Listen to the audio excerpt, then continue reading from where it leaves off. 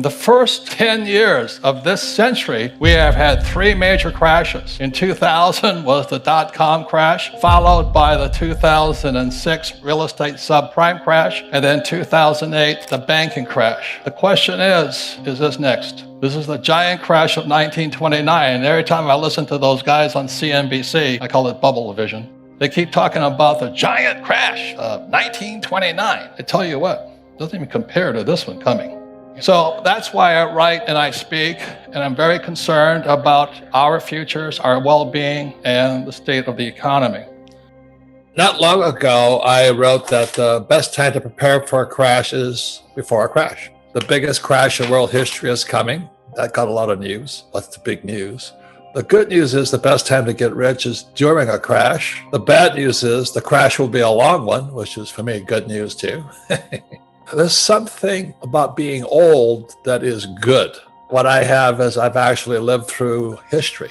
The S&P 500 is really the S&P 7, and it's being held up by Treasury Secretary Yellen and Powell. So there's no correlation between the economy and what Yellen and Powell are doing. I said one more thing is that I'm a little strange in that I like crashes.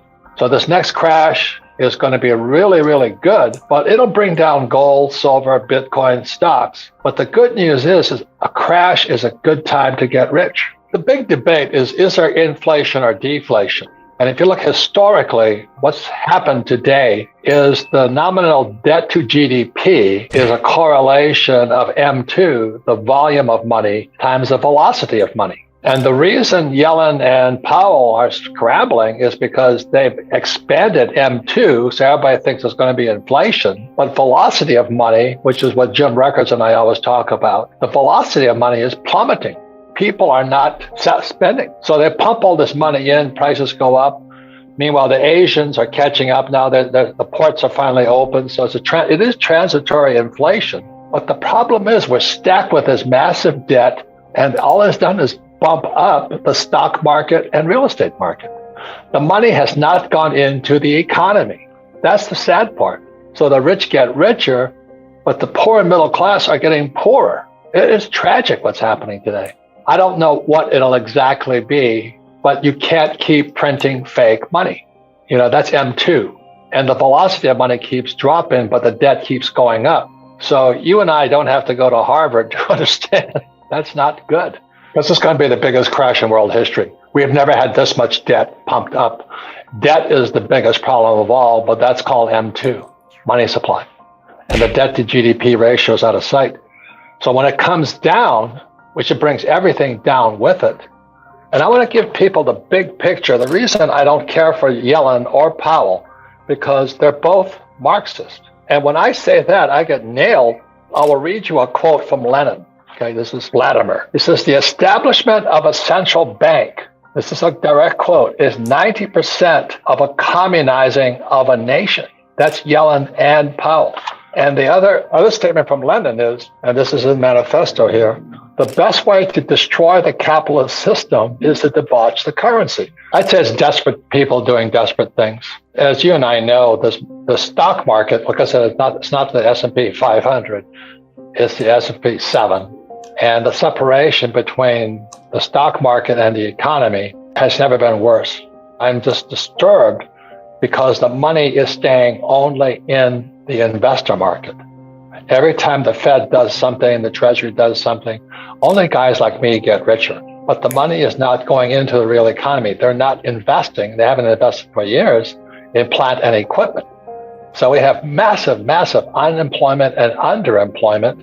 And that's why I quote Lenin, the establishment of a central bank is 90% of communism. And the best way to destroy a capitalist system is to debauch the currency.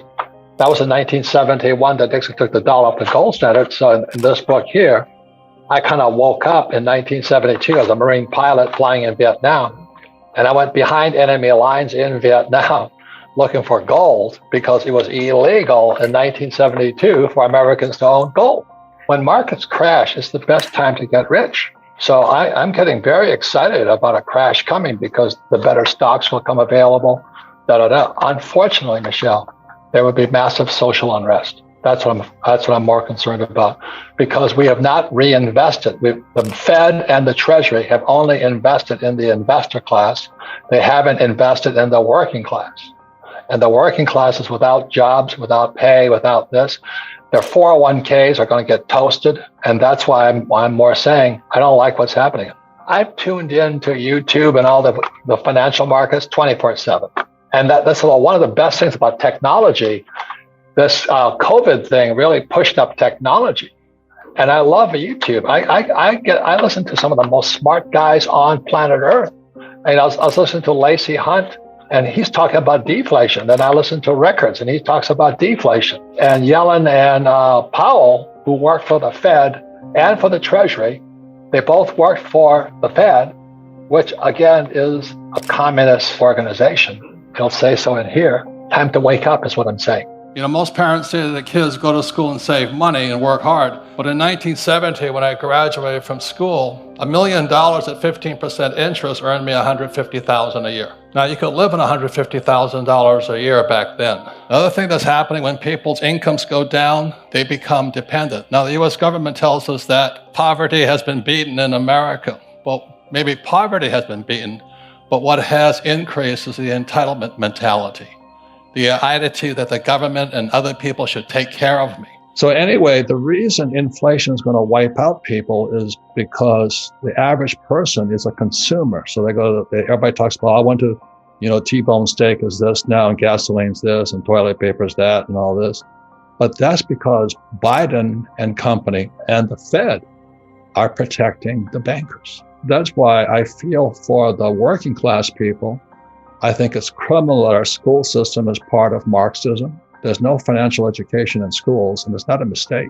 So I've been saying this since, my first book was, if you want to be rich and happy, don't go to school. This was long before Rich Dad Poor Dad. But today we can see what's happening. And people are still saying, it's because the container ships aren't being discharged in Long Beach Harbor and all that. And I went to school. I can drive those ships. I have a third mate's license to drive ships and fly planes. But anyway, it's all BS.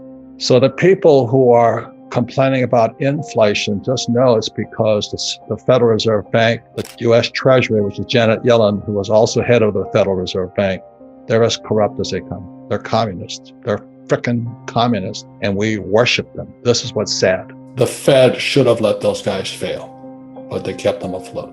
Every time they made money, it created more debt. It just created more fake money. And America got poor. The deficit kept going up because they had to have that toing and froing.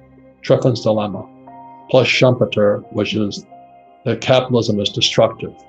The whole system is based upon, if a dollar comes in, they've got to lend it out. And the collateral's going bad now.